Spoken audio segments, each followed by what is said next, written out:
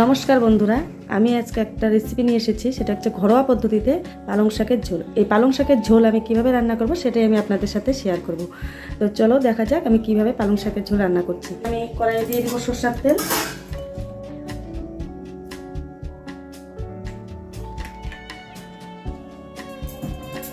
সরষের তেল গরম হয়ে গেছে। এখন আমি যে দেখুন এখানে আমি আলু কুচি কুচি করে কেটে রেখেছি।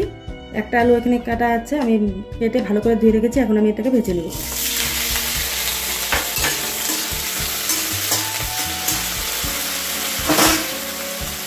দিয়ে দিচ্ছি অল্প করে হলুদ গুঁড়ো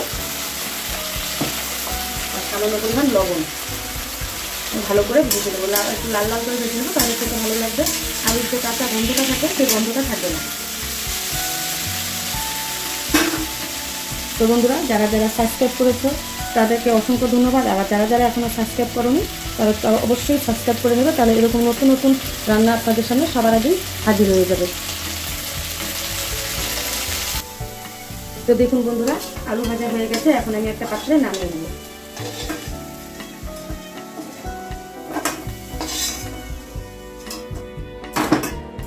দিয়ে দিচ্ছি আমি সামান্য পরিমাণ একটু তেল।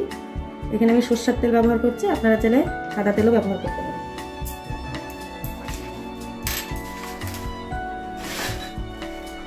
এখানে আমি 50 গ্রাম ডালের বড়ি নিয়ে নিয়েছি। আমি ডালের বড়িগুলো ভেজে নেব।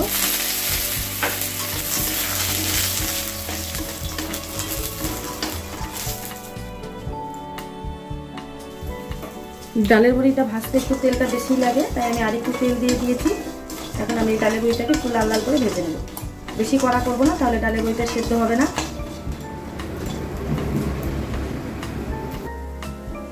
ডালের বড়ি ভাজা হয়ে গেছে। এখন আমি একটা পাত্রে নামিয়ে নেব।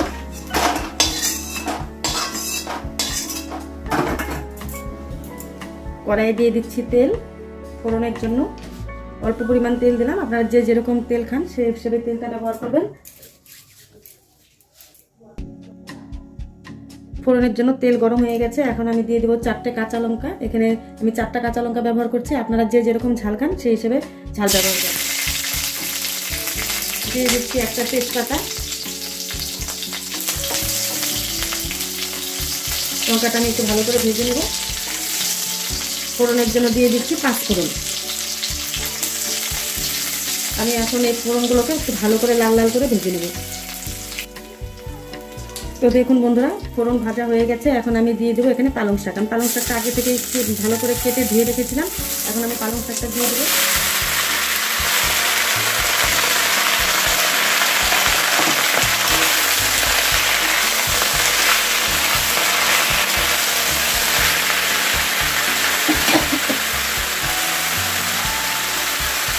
দিয়ে দিচ্ছি সামান্য পরিমাণ হলুদ গুঁড়ো,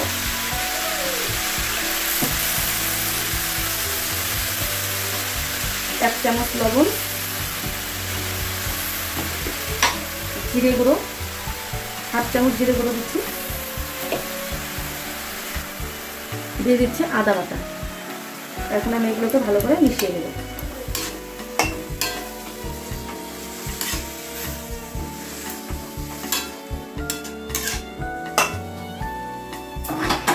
ভেজে রাখা আলুগুলো আমি এখন দিয়ে দেবো। ডালের বড়িটা আমি একটু পরে দেবো।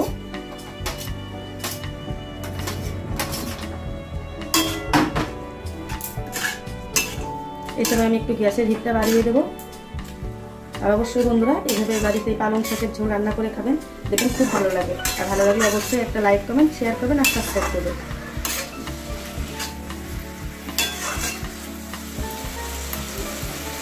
এখন আমি একটা পাত্র দিয়ে ঢেকে দেবো। বন্ধুরা, আমি এখানে জল দিইনি, কারণ পালং শাকের জল উঠবেই, তাই আমি ঢেকে দিচ্ছি। আলুগুলো ভালো সেদ্ধ হয়ে যাবে। আমি এইভাবে একটু মিডিয়াম হিটে 5 মিনিট রেখে দেবো। তো দেখুন বন্ধুরা, এখন আমি ঢাকনাটা তুলে নেব। তার মাঝখানে আমি একবার ঢাকনাটা তুলে আমি নাড়াচাড়া দিয়ে নিয়েছিলাম। এই যে দেখুন কি সুন্দর আলুগুলো গলে গেছে, শাকও সিদ্ধ হয়ে গেছে। আমি এখন একটু ভাজা ভাজা করে নেবো। এই সময় আমি একটু গ্যাসের হিটটা বাড়িয়ে দেবো। দিয়ে দিচ্ছি ডালের বড়ি, ভেজে রাখা ডালের বড়ি।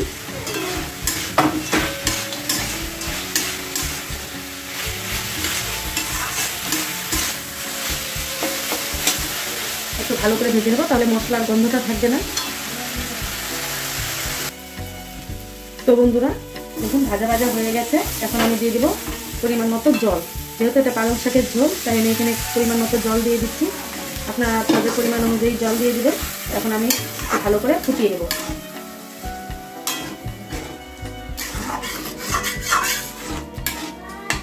এইভাবে বাড়িতে বানিয়ে খাবেন, দেখবেন খুব ভালো লাগবে খেতে।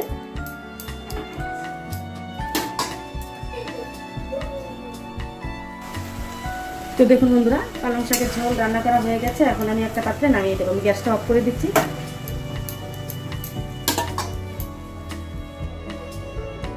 Thank you for watching this video.